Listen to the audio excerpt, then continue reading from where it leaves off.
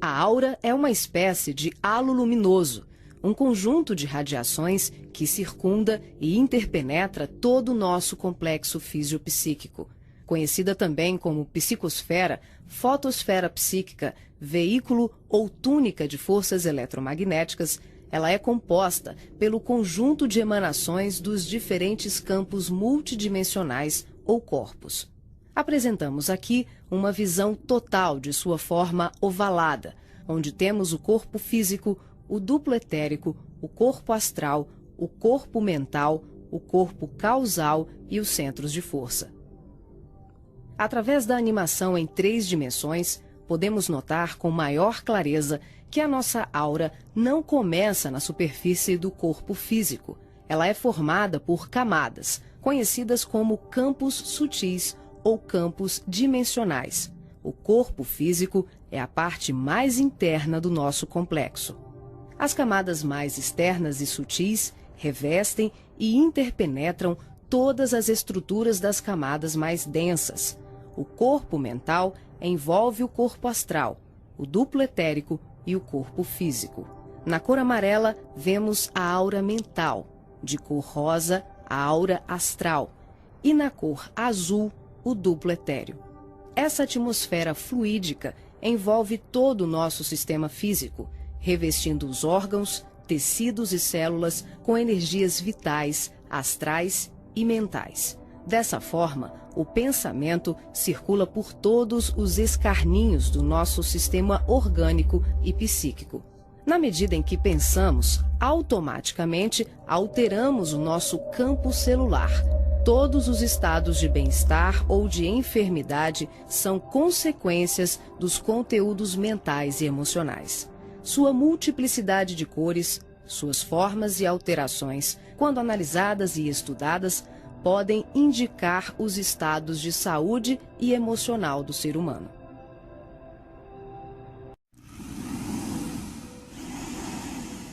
A palavra chakra vem do sânscrito e significa roda de luz, também conhecido como centros vitais, fulcros energéticos ou centros de força. Geralmente são visualizados por videntes e clarividentes como campos em forma de redemoinhos, com a aparência de uma flor, com pétalas irradiantes e coloridas. O nosso corpo é regido por esses centros, que vibram em sintonia uns com os outros ao influxo do poder diretriz da mente, estabelecendo um veículo eletromagnético no qual o pensamento vibra em circuito fechado antes de exteriorizar-se. Cada célula do nosso corpo pode ser considerada um motor elétrico ou diminuto centro vital. O complexo humano é formado por centenas de chakras, que são classificados como mínimos, menores, maiores, secundários, principais e primordiais. Esses centros de força desempenham diversas funções, dentre elas a de reger as atividades fisiológicas dos órgãos a eles relacionados. Levando em conta as várias escolas que estudam o tema, definimos como primordiais 10 centros: o coronário, o cerebral ou frontal, o ágina, o laríngeo ou da garganta, o cardíaco, o gástrico ou solar, o esplênico, o umbilical, o genésico ou sexual e o fundamental. Na animação, vemos a parte anterior e posterior de cada chakra, que juntas formam um só órgão. Esses centros de força giram em alternância, repetindo o sistema de respiração num movimento permanente de emissão e absorção de energia. O giro é sincronizado e complementar entre o chakra anterior e o posterior. Os chakras são formados por microtúbulos, que são estruturas ocas, compostas por inúmeros blocos de moléculas idênticas. Esse elemento base, aqui aumentado milhares de vezes, junta-se a outros microtúbulos, formando uma complexa rede capilar. São microtúbulos menores que se inserem em microtúbulos maiores, num processo sucessivo. São justamente esses microtúbulos de diversos tamanhos que dão ao chakra a aparência de pétalas. Aqui vemos um exemplo dos microtúbulos maiores. e aqui microtúbulos menores preenchendo os microtúbulos maiores.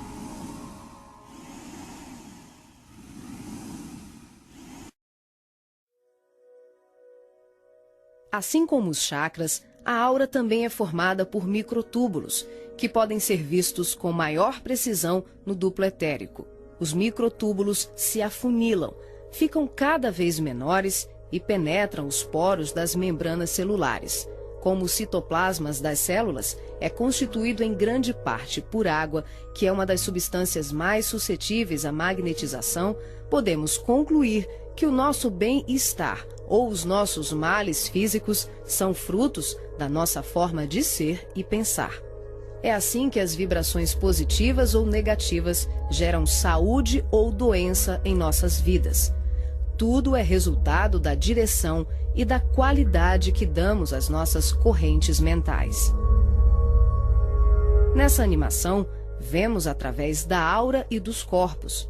Os chakras estão ampliados e representados como lunetas se expandindo. Podemos observar o sincronismo das camadas mais externas com as mais internas. Temos os campos ligados ao corpo mental em amarelo, ao corpo astral em rosa e ao duplo etéreo em azul. Os centros de força das camadas superiores envolvem completamente os centros das camadas mais densas. Cada parte da luneta está contida na outra. Os microtúbulos maiores são preenchidos pelos menores.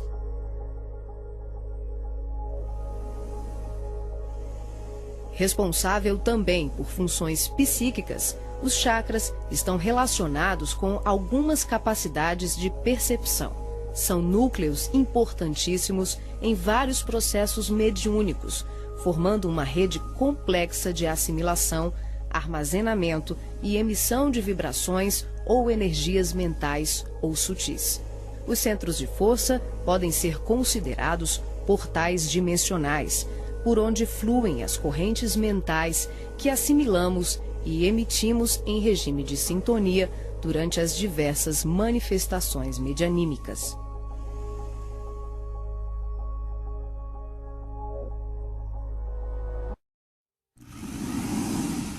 Vemos agora os chakras relacionados aos seus respectivos órgãos. Começamos pelos superiores, representados pelo coronário, frontal e ágina, anterior e posterior. Podemos observar o giro em movimentos de alternância, num ciclo permanente de emissão e absorção de energia. Vemos também a sincronia entre os anteriores e os posteriores. O coronário é o centro da sabedoria. Tem responsabilidade direta sobre as funções psicológicas, cerebrais e espirituais. Alimenta as células do pensamento e é o provedor de todos os recursos eletromagnéticos indispensáveis à estabilidade orgânica. É o centro de mais alta frequência. Na animação, o chakra ágina, responsável pelas percepções visuais, vidência e clarevidência, aparece na sua parte posterior da mesma maneira que o frontal. Na verdade, eles se juntam, formando um só chakra, localizado na parte posterior da nossa cabeça. É aqui que o cordão de prata é inserido. O frontal é o centro da mente.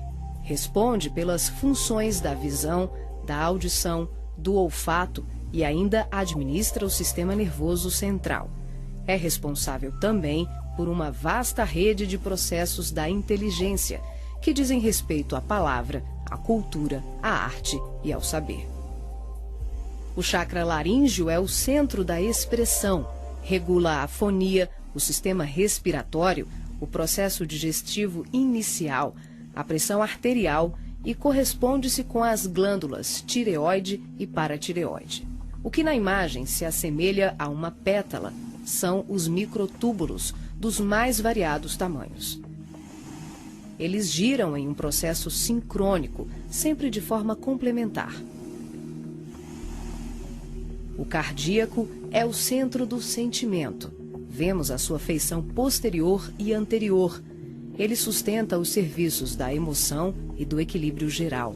É o responsável pelas energias de todo o aparelho circulatório e se relaciona com o sistema nervoso parasimpático. O centro gástrico também é conhecido como solar ou centro de cura. Um chakra de baixa frequência, o gástrico é uma das mais ativas usinas de fluidos vitais para exteriorização.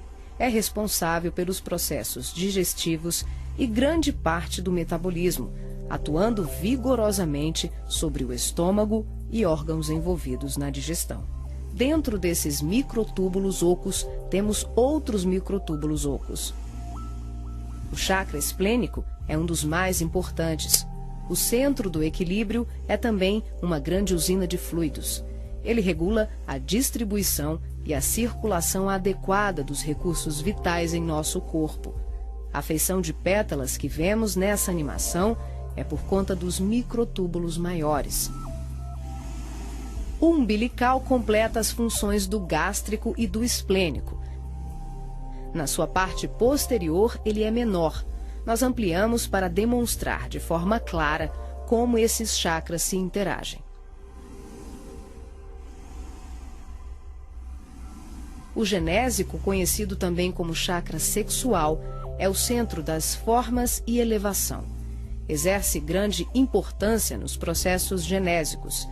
Elabora densos campos fluídicos que, quando bem canalizados, podem propiciar vigorosos potenciais energéticos no campo do amor e da criatividade. O chakra fundamental trabalha como se fosse o posterior do coronário. Ele está na base inferior da coluna vertebral, na região do períneo, entre o ânus e os órgãos genitais. Forma, junto com o genésico e o básico, uma tríade, tão importante como o coronário, o frontal e o ágina. Integrado ao genésico, esse centro trabalha principalmente na captação de energias vindas da Terra, oriundas dos raios gama, da água e dos metais.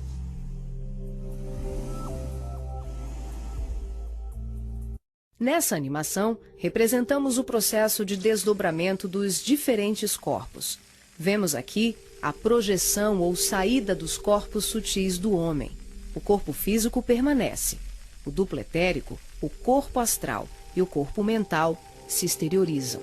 Os fios coloridos dão enfoque ao funcionamento dos cordões fluídicos, que são os responsáveis pela interação entre os corpos. Para ressaltar os fluxos mental, emocional e vital, subdividimos o cordão de prata, que assimila todos os fluxos, em 3. O cordão de prata propriamente dito, que liga o corpo físico aos demais corpos sutis, aqui representando apenas o fluxo mental. Em amarelo, o detalhamento do fluxo emocional.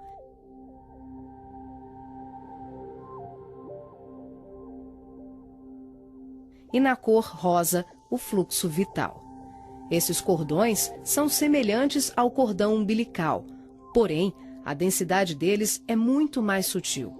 São, por assim dizer, vaporosos, uma espécie de laços aeriforme, luminescentes, e varia de acordo com a dimensão da região espiritual onde o ser se encontra. Quando ocorre esse tipo de desdobramento em que o duplo etérico, o corpo astral e o corpo mental se deslocam juntos, o médium não consegue alcançar grandes distâncias, devido à densidade do corpo etérico, que, em síntese, são emanações neuropsíquicas do corpo físico. Dessa forma, o espírito fica nas imediações do organismo carnal, e sua saída ou projeção é geralmente por tempo limitado.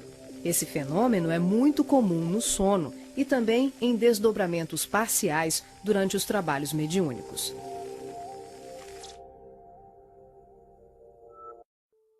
Nesse exemplo de desdobramento, a projeção se inicia com a exteriorização dos 3 corpos sutis, o duplo etérico, o corpo astral e o corpo mental. Em seguida, o passivo devolve ao corpo físico os eflúvios vitais, conhecidos em seu conjunto como duplo etérico, que tem como uma de suas funções a assegurar o equilíbrio entre a alma e o corpo de carne, garantindo o calor indispensável à colmeia celular.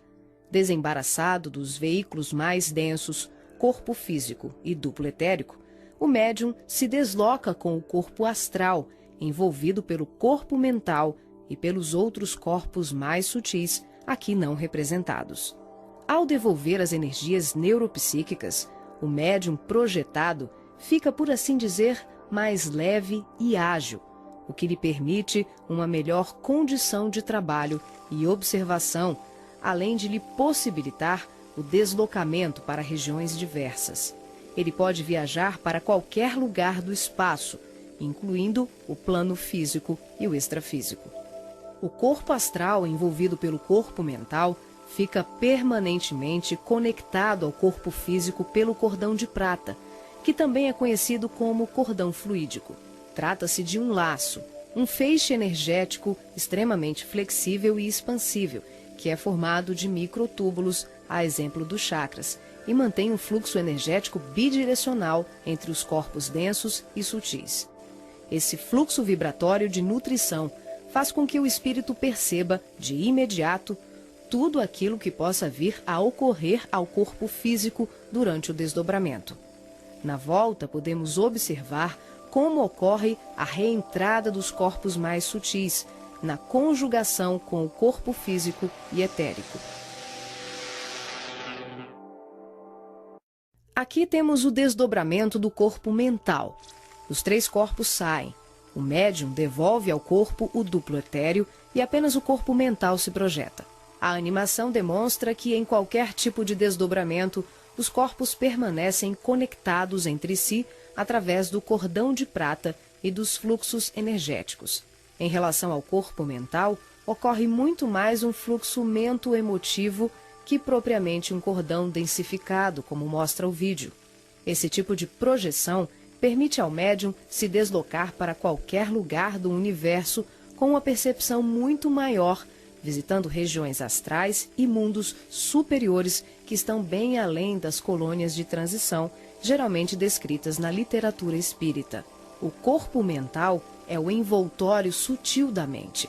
Tem a forma ovalada ou ovoide, que define o formato da totalidade da nossa aura. O mental também é o responsável pela formação do corpo perispiritual ou corpo astral.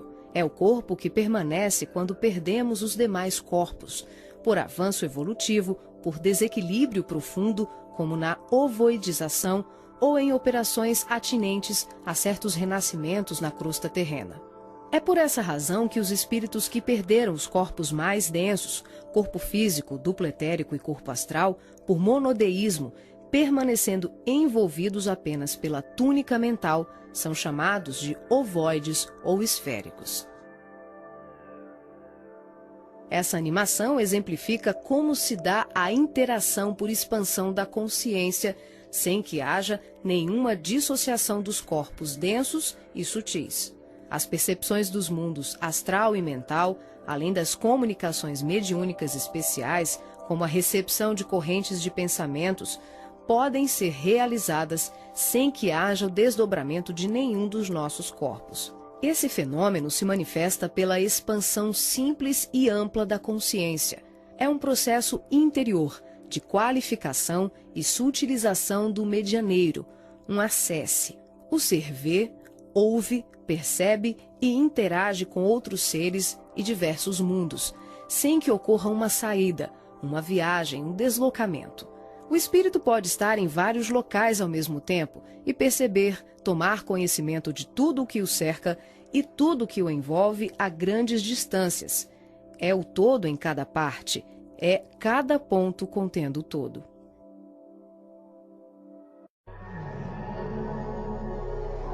Nessa animação, visualizamos os espíritos revestidos apenas pela túnica ou corpo mental, após a perda do corpo astral ou perispiritual, quando tomamos a parte pelo todo. São denominados pelo espírito André Luiz de esferoides ou ovoides. tristes mentes humanas sem apetrechos de manifestação, verdadeiros fetos ou amebas mentais, que são utilizados por mentes criminosas e perversas em processos obsessivos, tecnicamente organizados, tanto em relação aos desencarnados como encarnados. Geralmente se apresentam em forma ovalada, da dimensão de um crânio humano de aspecto gelatinoso, com características amorfas e colorações que variam de um acinzentado escuro ao negro e ao avermelhado.